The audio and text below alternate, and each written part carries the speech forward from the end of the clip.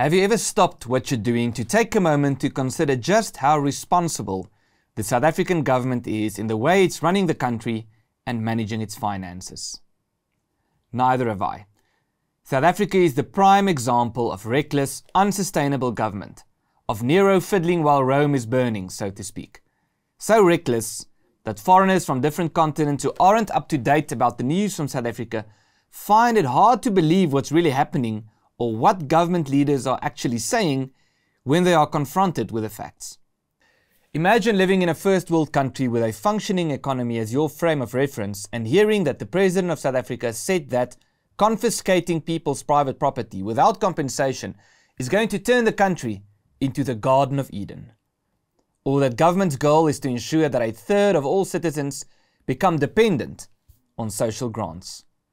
Or that the solution to the unemployment crisis is not necessarily to strengthen the market or the economy, but for the government to simply employ more people. Then we haven't even gotten to the next level crazy stuff, such as that you can cure HIV/AIDS by taking a shower or eating garlic, or that you can fight the coronavirus by banning the purchase of flip-flops. The good news is that it's not necessarily bad news if the ship is sinking. If the ship was constructed in a manner that makes it impossible for the ship not to sink in the long run, then there's no point in trying to keep it artificially afloat. We are not bound to the ship, and by this I don't mean that we have to leave the country. I'm saying the contrary. That we can sustainably prosper in the southern tip of Africa despite the embarrassing public failure of the South African government. Or perhaps you might even say because of the failure of the South African government. I'll get to this later, but first, let me explain to you the extent of the crisis of the South African government's finances. In today's episode of Fact Sheet, I'm going to explain to you what the fiscal cliff is and just how far we are from approaching this cliff.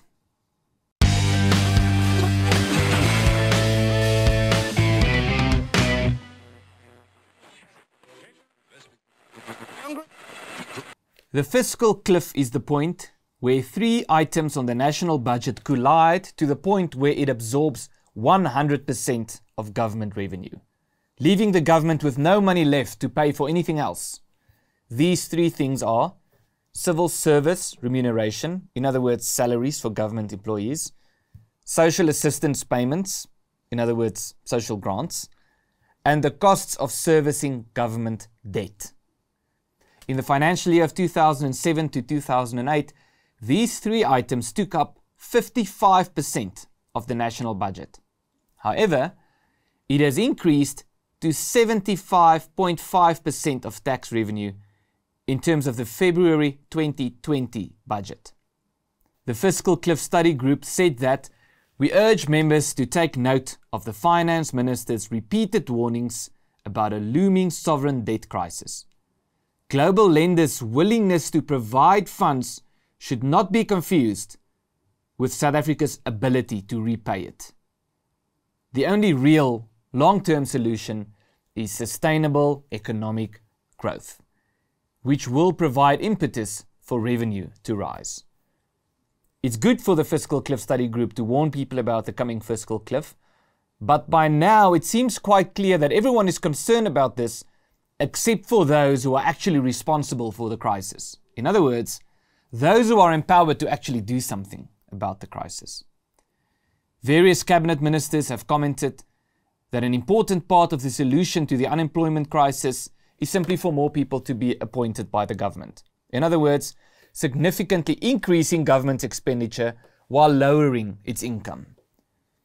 The President himself has made it an official goal of the South African government to increase the amount of people receiving social grants from the government to more than 20 million, which is a third of people living in the country. Also, the South African government's only solution to the income crisis seemed to be that government needs to acquire more debt. Currently, virtually everything the government does is directed at taking us closer to the fiscal cliff, not farther from it. This, while they carry on with disastrous policy ideas such as expropriation without compensation and national health insurance. And while they keep over-regulating the economy, making it harder for people to start businesses and to employ people. It's just a matter of time before we hit the cliff. The good news is that we can prepare for it. If our future depended on the sustainability of the South African government, we would have been in a dire situation indeed. But the truth is that it really doesn't.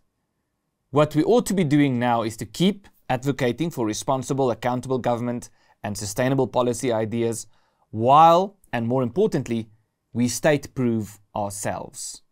We do this by making sure that our lives are not dependent on the South African government. With modern technology, it's much easier to do this than it might seem. We need to work in the private sphere. We need to be smart about our finances and the way we approach tax, which we can do without breaking the law. We need to be competitive. We need to work internationally. We need to privatize our lives, which includes safety and security, education and health. And believe it or not, privatization can extend even to things like money and to the law. But that's a topic for another day. We need to ensure that we are connected and engaged with our communities, that we are well organized and that we support each other. While South Africa is at the forefront of this crisis, it's not a crisis that is unique to South Africa. The fact that we're at the forefront of the crisis also means that communities in South Africa are at the forefront of finding a solution, which I find a very exciting idea.